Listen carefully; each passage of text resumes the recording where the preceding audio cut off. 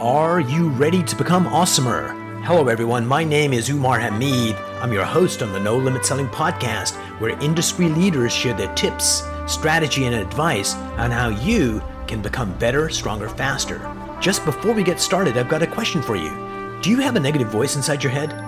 We all do, right? I'm going to help you remove that voice in under 30 days guaranteed. Not only remove it, but transform it.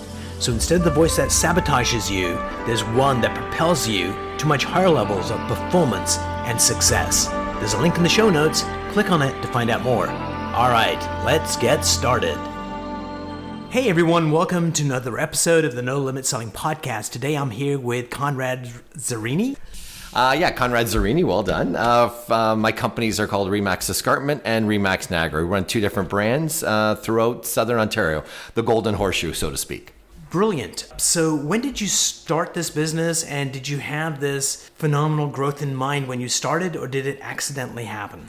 Yeah, so 11 years ago, we started with approximately around 75, 80 agents, but I had a vision to grow it much larger. So we decided to bring about the people. Like it's all about relationships and partnerships. So right out of the gate, I decided to bring in a major bank as a in-house lender. We actually created a mortgage brokerage as well, and created a law firm as well. Because in Canada, we don't use lawyers still close the deals.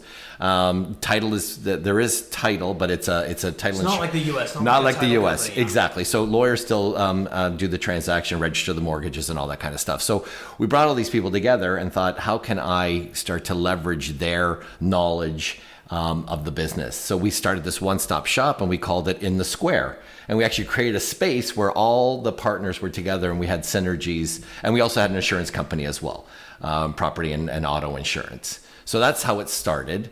And then slowly but surely, again, we would do market updates. We created some really great momentum with all the partnership, a lot of great knowledge sharing, and we started to grow. And now we're at just over 900 agents and two different brands. And it was very strategic, and we grew kind of as we dominated an area, a geographic area. Then we decided, okay, we kind of put another office, and we kind of done that. So we are uninterrupted. So from the U.S. border, like at Fort Erie, which is a small little town on the other side of Buffalo. Cross it often? Yeah. So from Fort Erie all the way to Oakville, which is just outside Toronto, Mississauga. Yeah. So, and again, it's continuous, because I always wanted to have continuous, unbroken service for consumers. And I also want to have data, pure, clean data. So we do showing data, all kinds of data that we study, consumer behavior data and things like that as well. So I wanted to have it pure and consistent, that we'd be able to offer our consumers a better way to make a decision. Brilliant. So there's many questions, and I'm going to miss half of the ones I've got in my head, but let's go back to data. So, did you read the book Good to Great? Yes. Mm-hmm. So in Good to Great, one of the things they take a look at is what do you measure? They have the hedgehog principle, like where is the passion? What are you passionate about? What could you be best in the world at? And how do you measure it? And for Walgreens, as an example, they could measure 1 million things with their computers, but what they chose to measure above all was profitability per shopping bag became the driver for the entire company. So there's lots of data that runs your business. Mm-hmm. Are there any particular data sets that are more important than others, that are predictive, or if we monitor this, we're going to be successful? Yeah, we started to look at how successful our agents were at retaining their clientele. I think that's where it really started. And we looked at how successful was the company at retaining that particular client. The company was very successful because we, in our little neck of the world, we have about over 30% market share, just our own company in the area. So we felt that we were doing very, very well with that. But we felt the individual agent wasn't doing as well. So we created kind of like electronic pre-list. Right. It's called Real Intro. It's a reputational management website, a mobile website for our agents that actually has them rank much higher on Google. So when people search somebody, Umar, they're gonna, hey, Umar was suggested to me, I'm gonna search him. So you always want to control your first 5. But what we built in this was it was an opportunity for them to send it to a client And then the client would review different, we call them the widgets. So everybody puts their stats, they've got their warm and fuzzy testimonials, some marketing materials, things about the company. So we would ask, they would monitor what the consumer picked. And then when they would go meet with the actual home, the seller, they would actually know what they were into. Were they into the warm and fuzzies? Were they into the data points and things like that? So then they could focus their presentation on what was very, very important to the consumer. So we've always been all about that. Analyzing the consumer, creating a bespoke strategic marketing plan for that particular home based on the way they absorb information and knowledge. So that's what we really kind of dug into, because we wanted to get those numbers up where they would use the same realtor, because National Association Realtor says it's about 23%. We were probably around that 30, 35, 36%, and over 70% as a company. Wow, that's pretty huge. So I love AI. And I was looking at this one particular interesting use of AI. So there's a problem with dairy farms. The dairy business really sucks because you have to milk the cows often. And so a lot of young people don't want to participate in that industry because the quality of life is really low. Yes. So they created this new dairy farm where they gave all the cows a Fitbit that went around their necks. And when Betsy wants to be milked, she comes up to the milking station. It identifies her with the RFID tag. The gates open, she comes in, they automatically wash the udders, the suction device comes in, they milk the cow, they open the door, pat her on the butt, and she goes out in the field, and it's all automated. And what that did was two things. Number one, it became a tourist destination. Old people wanted to see the automation. Young kids wanted to see the cows. So all of a sudden they've got a new income stream. But the thing that intrigued me was they know when cows get sick. Because they got a Fitbit, they know the gait of the cow, and they go, oh, Betsy got sick here. Did the gait change? It's like 4 weeks ago, her gait changed. And that was predictive of her getting sick. So instead of waiting a month to call the vet, as soon as the gait changes, we can call the vet, and it's like a small little bill and the cow's happy. So all of that said, you're collecting a lot of data for your agents. Are there any predictive numbers that you can go, oh, wait a minute, Joan is falling off the pace, or somebody's ready to explode? Do you see any trends like that you can predict where agents need help or celebration? Well, it's interesting because the next generation of our Real Intro is we're building an algorithm. Well, we've already started playing kind of a match game on our website now. So we're trying to, it's very binary now. So consumers would come in and pick different disciplines, different areas, and then we'd serve them up some agents. But the next reiteration of it is AI. And what we're going to do is we're going to be able to match. So Umar, you're like a foodie, you like golf. Conrad, realtor, I'm a foodie, I like golf, and we're going to kind of match the two together. Because what we feel is that it's so interesting. How do you empower a consumer to pick an agent? It's right. It's the agent. It's a crapshoot, and it's the agents with the biggest marketing budget. Which no disrespect, because we have them that win every day. How about a platform where a consumer can be empowered? Okay, so once they've weeded out all the people that don't kind of match with their personality, then they can we layer it with stats, days on market, your list to sales ratio, all that kind of thing. So a consumer can say, hey, this particular agent, not only do they fit where I'm coming from, but they also have the numbers to back it up as well. And we're going to be doing side-by-side comparisons of realtors based on their stats, almost like baseball cards in a sense, right? And looking at their stats all side by side. Because everybody, the big cop-out, and I find always with coaches, and everybody says, well, you don't keep in touch. The reason why you lose that client is you don't keep in touch. I think it's at the beginning where it wasn't a pure match. Something happened during the transaction. I don't know what it was, where you became an adversary or instead of an advocate or whatever it might have been, that just rubbed them the wrong way. Set the tone, and then they always seem to remember that. But if we were to match people at the very beginning, and you don't even have to mirror the other, because you are already a mirror of that client. I think if we can match people better together, because everybody's so different, and that's the beauty of this business. Match, but match and measure. Yes. So the theory is, the hypothesis is this, and then we monitor. But let me ask you a question, Conrad. Is there somebody in your life right now that you don't speak to often, that could be 3 years by when you speak to them next, but it feels like you just spoke to them yesterday? There is no time that's lost. There's a connection there that transcends time. Who's that for you? Well, it's probably there's an aunt, my dad's sister, that we don't talk enough, but we just went. It's funny because we just all went out for lunch, or actually dinner the other day. I was getting an MRI where she lives. She lives out of town, and my cousin and her, we went out for dinner, and it was like we hadn't lost a second. And that's what you're trying to do. What it sounds like is that you make that connection up front. Yes. And then then it's super easy. Look, I'm the laziest guy in the room, I will tell you. So I used to sell. I was actively selling 25 years ago. Right. The other day, I get a call, and it has some initials on it. 7:30 in the morning. I pick up the call, and he says, and I said, "Hello, Conrad speaking." It's 7:30 a.m. I'm thinking, was it somebody from out east? Because somebody out east, Europe. I'm thinking, who could call me at 7:30? And the guy says, "Hey, it's John." His actual name is John. He goes, "It's John." And he said, "You sold me a house, a new build, 20 years ago, and you were so patient with my wife and I.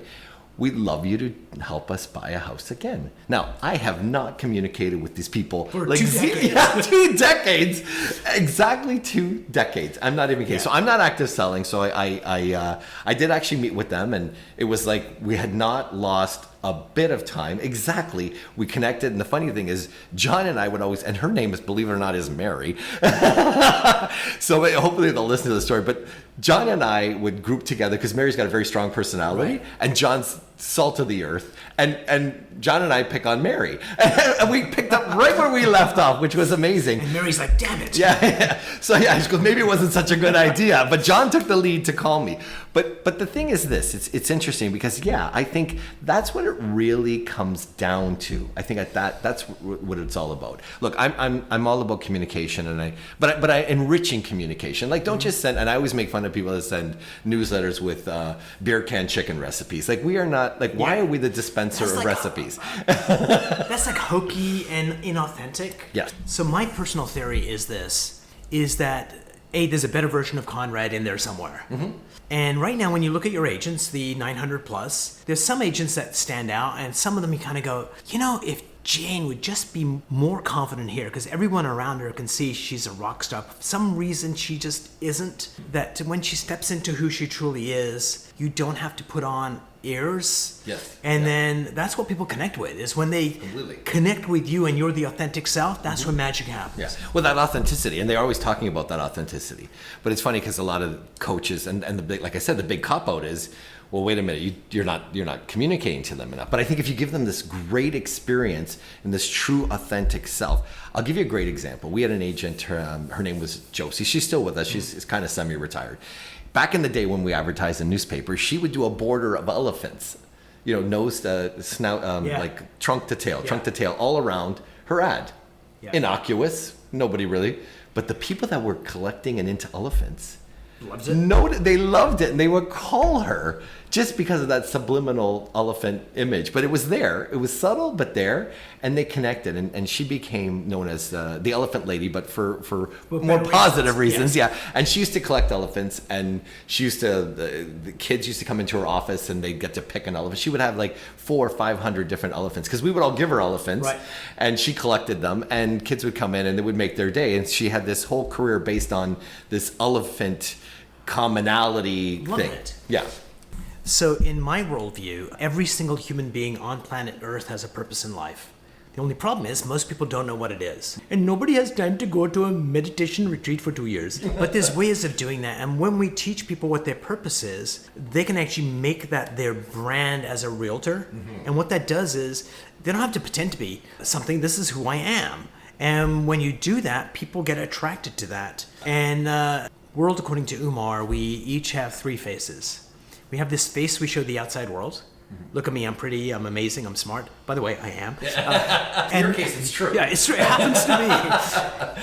And my wife would say, you're not as funny as you think. But anyway, then you've got other people that are like, I'm broken, I'm a victim. And that's their mask they show the outside world. Then they have a sense of who they are. This is who I am. But then there's a true, authentic self. And I think part of the journey of life is finding that true, authentic self. Because then you don't have this illusion of who you think you are. You know who you are. Mm-hmm. And when you've got that in confidence, this is what you show the outside world. And that's the sense I get of you. is that what I see here today on this interview is who you'd be if you're hanging out with friends, or John and Mary. Well, exactly, and I had a very transparent experience. Like back in the day, we used to present offers. We didn't have DocuSign, so we would have kitchen table like this, which was amazing. And you drive back to their house at 11:30 p.m.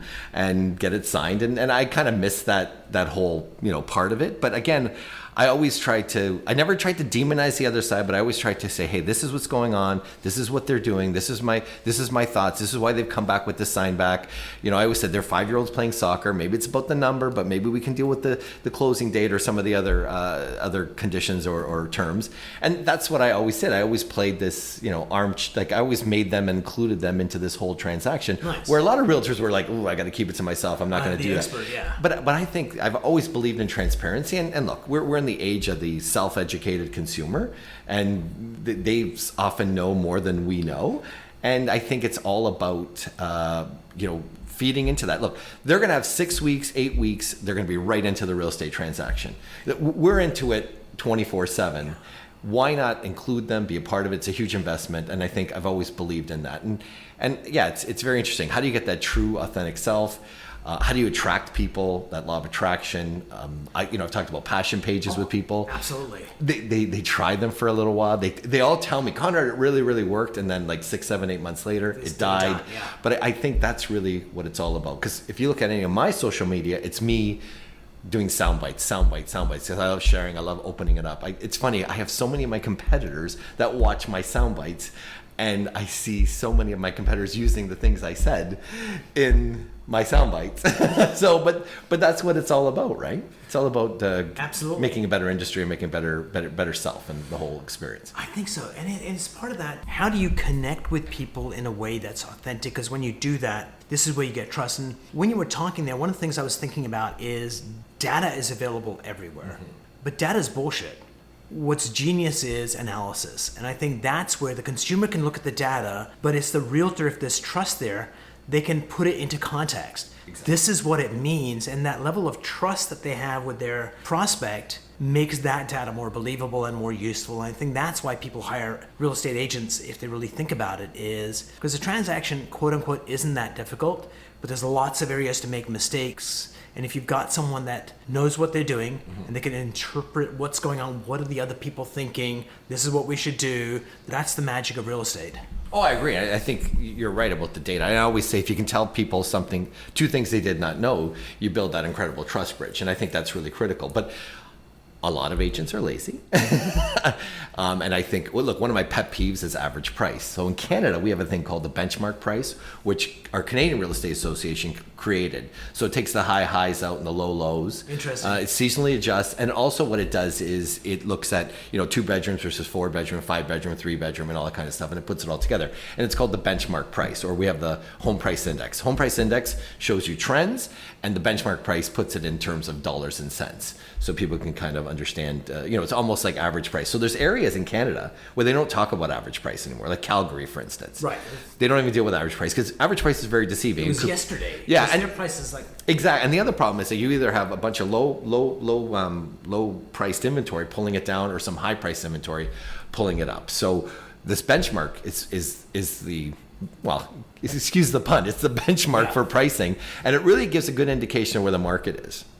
And it's interesting because if you look at average price versus benchmark price, you could really misguide people on it. And that's one of my big pet peeves. I just wrote a blog about it, is the media using average price and applying the new interest rates to the average price and all that kind of stuff. And really the average price, they're starting with the wrong number to begin with. And it's really causing consumers a lot of confusion. I think it's beholden upon us in the industry to kind of educate and give that other perspective. So take the data, but take good data, proper data, do the proper analysis, and do a deeper dive, because a lot of the data is this widespread Canada or statewide or provincial wide. I think you got to go really deep into the neighborhoods and really analyze where there's some opportunities and things like that. Like a little deeper dive, and that's what realtors are all about. That whole local knowledge broker, like brokering local knowledge. Right? Brilliant. So I came into this office. This is in Burlington, yes, on Brant Street. Yes. And it has a really nice look and feel of the office. Mm-hmm. Like we're sitting at this table right here. It's really nice. This could be in any boardroom. So there's a brand that you're creating. This is the only part of the brand that I've seen. Yes. Is you waiting outside for me, greeting me, which is very nice. And two, just kind of the look and feel of the place. So talk to me about your offices have different looks and feels, or is there a certain level of quality? Like, what are you going for? What kind of experience are you trying to create? Before you answer that, one of the things that really fascinates me is when you see architecture. There's architecture that's nice. There's architecture that makes you feel something, which is magic. So what are you trying to get people to feel, and does it change office to office? Yeah, it's interesting. Well, so we're big investors in our offices. So we've had older offices in the fleet, and one of the issues when you have 14 offices and they're all open. So we have finger readers. So every office has a finger. We don't have fobs. For 10 years, we've had a finger reader. So we always say you can't You lose. want your employees to give you the finger. Yeah, exactly. That's our line. You once in a while you give us the finger and we're okay with it. So basically, yeah, they could just zoom in, zoom out to office. So we wanted to have that accessibility. So we had some older offices that we had to upgrade, but we always took something of what was in the old office. Like this one has a bank. Yeah, exactly. Yeah, the vaults. Yeah. Very nice. Yeah. And so we tried to always do something with the old office, but the original office. So there were some 70s offices with wood on the ceiling back in the 70s. So we recreated that in something more of a modern feel to it. But the cornerstone of all our offices was education, because our culture is a culture of curriculum. So curriculum is, people just think curriculum is studies. Well, it's the whole lifestyle of the student. It's the buildings. You're right. It's the architecture. It's how people feel. It's events that you do for the students. So we tried to create that in an office environment. So big cornerstone of most of our offices, if you would have gone to any of our large offices, is we have these meeting rooms that have flexible walls that open up, and they are training centers. So we have training centers probably in about, I would say, 8 of the 14 offices, because that's the thing we were all about: meeting, masterminding, collaborating. We would do meetings, like our annual meetings. We do 7 meetings, 11 days. We did a traveling road tour of office meetings. Like an IPO. You're just going around. Exactly. And we would do that. We do these market updates. Now, after COVID, virtually, we've gone that virtual. So now we've gone even hybrid now. So we have, we created we have a 120 seat training center. That's almost like a television studio. So we can have a studio audience. We have robotic cameras in the ceiling so that the people at home on Zoomland can see the audience. Nice. And we have speakers in the room, so when a Zoomland person asks a question, it's in the room, so they feel like they're in the room. And it's very, it's very three-dimensional, and we have guests coming and going. So we made it like you would be on, let's say, on a talk show. So we created that whole experience, and then people at home, and then there's that studio audience, because we found you can't put the toothpaste back in the tube because people still maybe want to watch, want to absorb information at home in their pajamas, so to speak, right? Nice. So really, if you went to any of our offices, that would be one of the front and center. It's usually right at the front. It's a training room. So again, we're all about education, evolving, processing of information. So that's the first thing that you would see. And we have a lot of people in the offices now. Some of our offices are 12 and 13,000 square feet, believe it or not. Like, people want individual offices. They're bringing their assistants there, and things like that, using the facilities for that. They're meeting their teams there. So there's always something going on in one of those. There's always an event going on somewhere. Brilliant. Mm-hmm. So here's my description of best way to describe a company and its culture. If you had a white sheet of paper, just like you did in elementary school, science class, and you put a magnet underneath it, and you sprinkled iron filings on the paper, they would move to the lines of flux. So the paper is the company. Yeah. The iron filings are the behaviors and the attitudes of the staff. Mm-hmm. And the magnet underneath is the culture or the beliefs of the company. So when you have 1,000 agents, different personalities, how do you maintain culture? Like, there's probably a vibe you want, a connection you want, caring, doing better. How do you measure culture? First, what is your culture? How do you measure it? And how do you course correct when people are not quite getting it? Yeah. So again, our culture is a culture of curriculum. So it's looking at the agent in their life, from the social life to education to actually, the simple thing of processing transactions and all that kind of stuff, and tools and technology. So that's really what we're all about. So we've done something a little different. So we don't have a manager in every office. So what we've done is we created a group of specialists. So we have a, in the old days we used to call it a marketing department. Now it's an agency. So we have graphic designers. We have people that specialize in online advertising. Some of our people are Google Premier partners. They're building landing pages. We're teaching our agents how to create their own online lead generation ecosystem. And also we also have inside salespeople that are nurturing leads off of our websites, and then we distribute them back to the team. So at the end of the day, the entire staff from the front desk is all about how do we service our agents completely. We were the first people. We actually have a appointment center with human beings. Mm-hmm. Now, a lot of the appointments are done online, but there's always something that goes wrong. An agent doesn't, the lockbox or whatever, the code's not working or something. There's always something goes wrong, or a seller wants to call and not email and what have you. So we have human beings actually answering, and we found that's a huge thing for us. And we also look at the data of appointments by price category and everything like that. So part of our thing is if we can't measure it, we don't effing do it, okay? And we want to give data back to the sellers, this is what's happening. So our number one sale price in their area is $2 to $3 million. They're priced at $2.5 million. They haven't had any showings. Well, then we say, hey, Houston, we got a problem here. So we got to make an adjustment, and we can show them that data point, and they understand that completely. So we're all about numbers. We can't measure it. We don't do it. My mom, we're partners and we work together. My mom is there in her office from 10 a.m. to probably 8 p.m. Okay. And the entire staff knows that. She's legendary. Her office is kind of in the middle of the whole organization. So a lot of people are there sometimes late at night. And people see the way we work. My sister, so I have both my sisters are involved in business, and as we grew, we pulled them in. They weren't always there, nice. But as we grew, there was opportunities for them to join us. But I wasn't going to hire them if they didn't bring a specialty to the organization. So my sister Joey brings an IT specialty. My sister Mary she went to work for a property management company, so she brings the property management side of it. So that kind of thing. We have a company coach, a business coach. We have a videographer on staff. It's not about video of homes, but it's about personal videos and how to distribute video and how to edit video. So he's got his own team. We have a full-on agency that does, like I said, all that marketing. Nice. We have an upper end. So we're in what's the first of its kind in Canada, which is the Remax collection, which is an upper end. And again, there's thresholds and the people that are in this office. So it's more boutique-y, like in the style of London, the London high office or the right. locations, right? Those locations.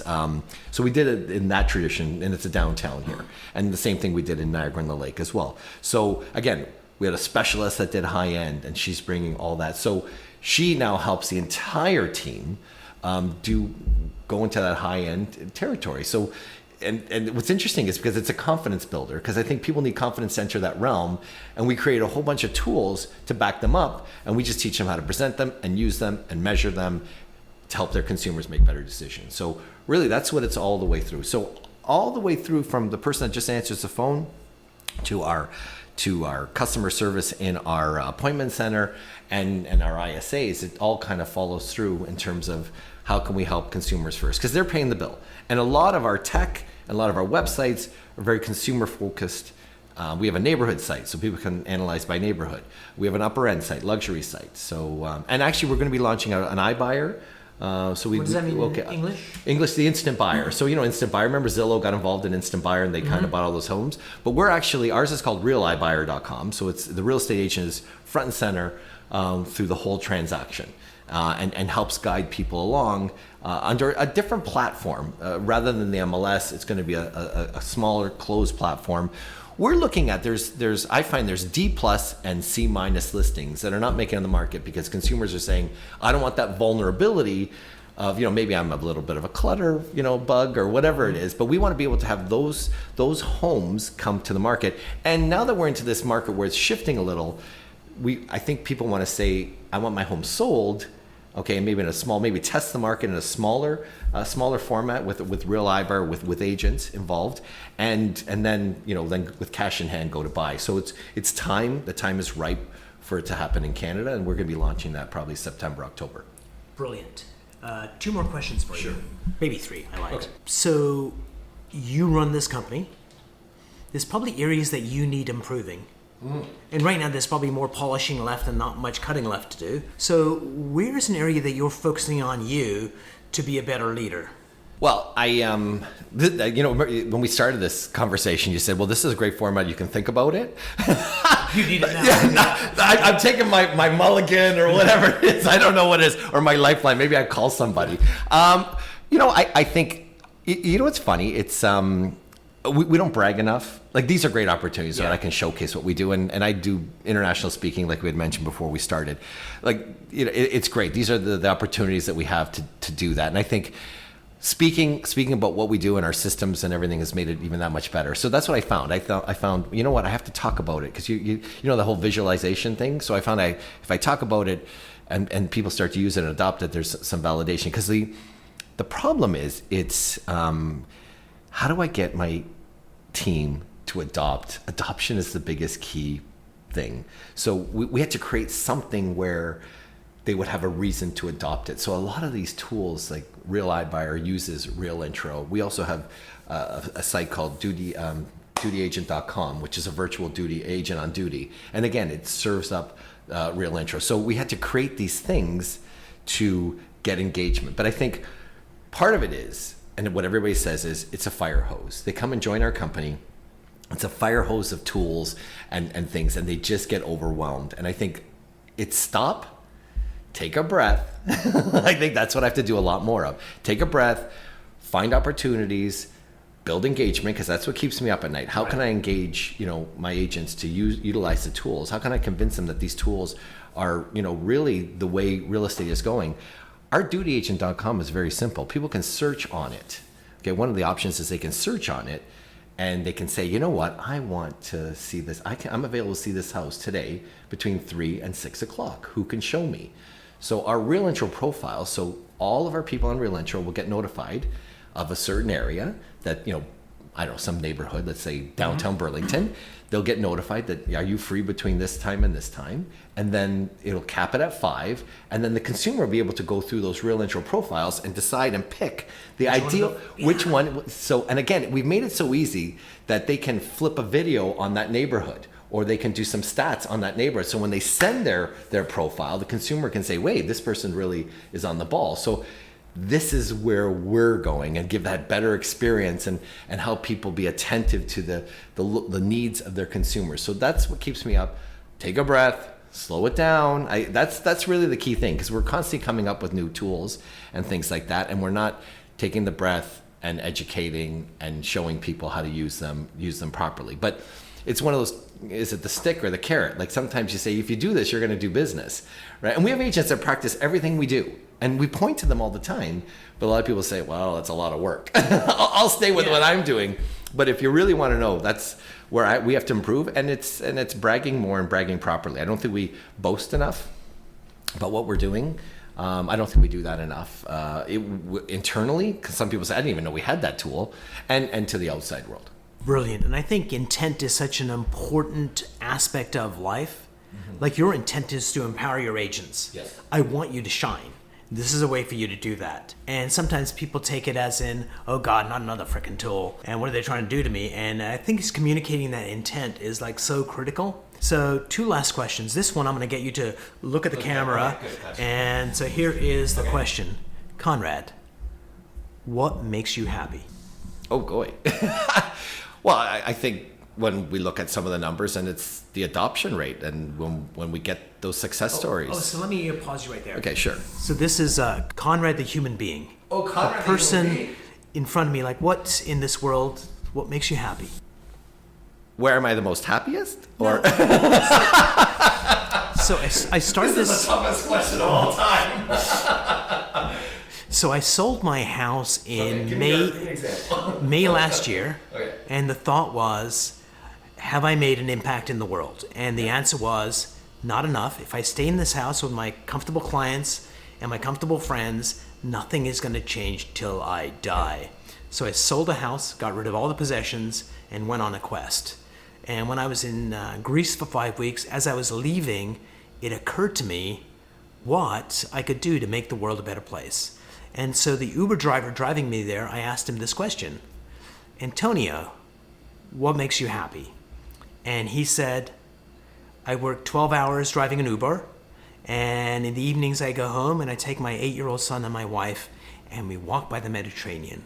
And that makes me happy. So I've been asking people around the world, because it's never, when I get the Tesla, you got 3, so it doesn't count. Or I get the job, or I get the girl, or I get the whatever.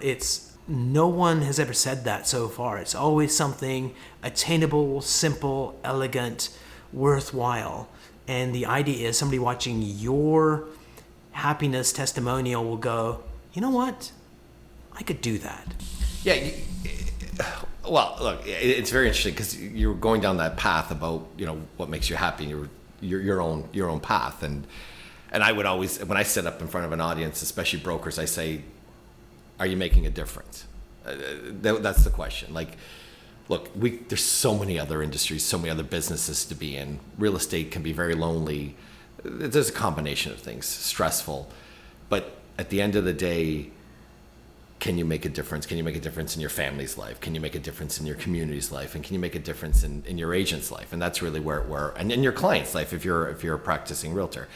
It's funny, and I go with my mom because my mom's been in the business 50 years. And my mom's, whenever she's not feeling very happy, she's got a special little file that is these kind of agent testimonials or cards that, they said, I tried something and it worked, and thank you for that few minutes, it just put me on track, and thanks for understanding what I was going through. And I think to me, and I have to borrow a page from her because I get the same thing on a weekend when I'll get a text from somebody saying, you know what, I saw that video you did, and I used that video, the dialogue, in a very uncomfortable situation, and it worked, and it felt right, and it was natural, and the client appreciated it. So to me, what makes me the most happy, again, I get to travel, I get to speak. When people tell me that, they text me or private message me and say, I did something that you talked about, or you brought something out in me that I never thought. To me, that's my happy place. That's the wow, yeah, brilliant. That's my happy place. Me too. That's the wow in the work. When you get feedback saying you changed my life or this really helped, it's like huge. Last question. Is there... I like the Mediterranean thing. Yes. If you're going to do it there. Exactly. Yeah. Read those texts while you're walking the Mediterranean. Now you've got it. So what is a mind hack you'd like to share with folks? Something that makes you more productive, happier, smarter, sexier, sleep better?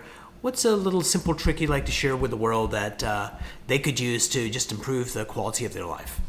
Well, it's a simple trick, but it's simple but yet complex. I'm a voracious reader, and when I'm reading things, I'm looking at a filter of how I can apply it to my life, and that's nothing new, but I don't think people do enough of it or listen to podcasts. I think it's really critical. I think it depends how you absorb information, but to me, reading, applying, when this whole pandemic came, I had to really, this whole virtual instruction, virtual life, like I just absorbed it and tried to find out the human behavior behind it and how to do it better. I think that's really what my personal thing is.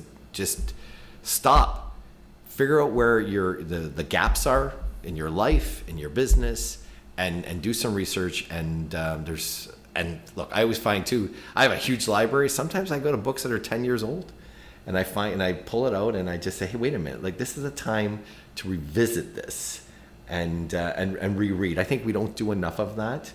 Find that time to do it. I'm so blessed because I get to travel overseas, and I read probably, by the time I'm done my trip, 2-3 books. And the other thing too, and I'll tell you, and Seth Godin said it, I watched it on a video, probably about a 20-year-old video. What changed his life was writing a blog. It changed his life. And I started writing a blog, and it changed my life. And I thought, do I have a book in me?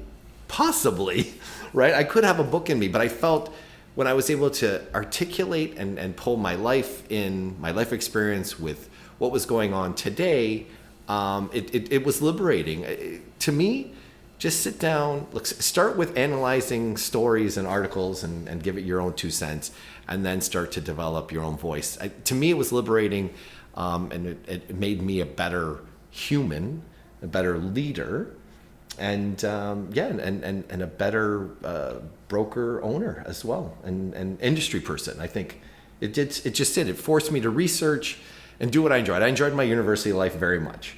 And I brought it back, and the research and digging and finding those little nuggets that people really enjoy. I think that's critical. It takes a little effort, but it's soothing to me. I don't golf.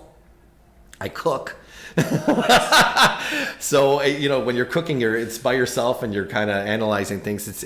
And I read, really. I think that to me has been my best, the best tidbit I can give you, and start writing things. My biggest regret in my life is I never wrote a journal. And when I was deep in the trenches, the stories and the life experiences of the time and the people you came, like, all lost, they come back. But I'll tell you, if you can capture it, that's the best. Conrad, thank you so much for sitting down with me. And probably the biggest thing I took away was that last piece of advice. It's putting that filter on. When you're reading something, if it's like, I'm going to read this, that's fine.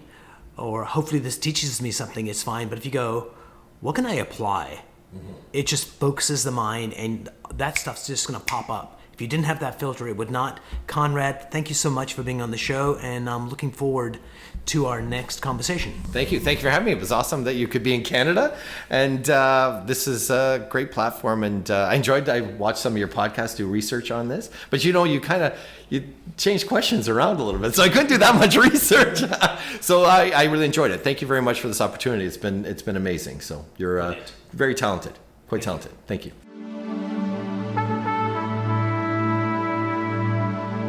If you enjoyed this episode, please go to iTunes and leave a 5-star rating. And if you're looking for more tools, go to my website at nolimitselling.com. I've got a free mind training course there that's going to teach you some insights from the world of neuro-linguistic programming, and that is the fastest way to get better results.